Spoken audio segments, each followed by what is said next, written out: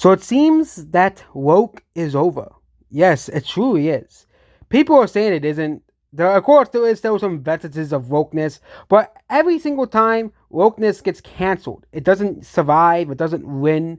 You know, years ago, wokeness could win against the right, and the right actually could lose battles, very big battles, in the culture war very, very easily. Okay, I think but I think that this year wokeness has 100% lost, which means the right has won. We have won the battle against wokeness. Okay, as well. Okay, I know there are still some groups of people who claim they're still fighting against wokeness, like SWZs, but when it comes to Hollywood and celebrities, okay, you know, they really believe this stuff because they don't want to get canceled by all these main companies.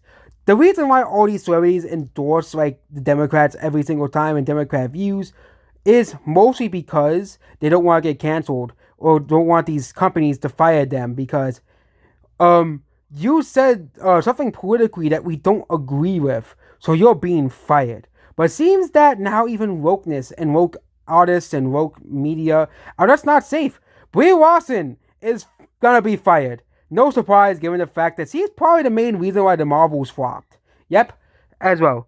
And also the last two movies she appeared in have flopped. Fast X and the Marvels. Both lost money for the studios. Fast X, that was mostly because the movie didn't really do too, because again, Hollywood has kind of really lost money, lost China. Okay, I bet if Fast X still released, like still made money in China, it would have made $1 billion easily. But nope, it didn't.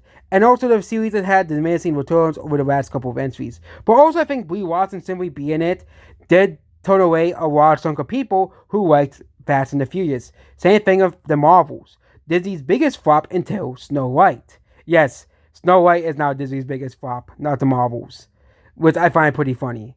And it's funny, all the biggest flops of all time, Disney holds almost every single one besides Joker 2. Yeah, Joker 2 is the only movie that isn't made by Disney that's amongst the biggest flops of all time. Disney holds the rest, including Snow White as well. But yeah, it is funny that Brie Larson is now being recast.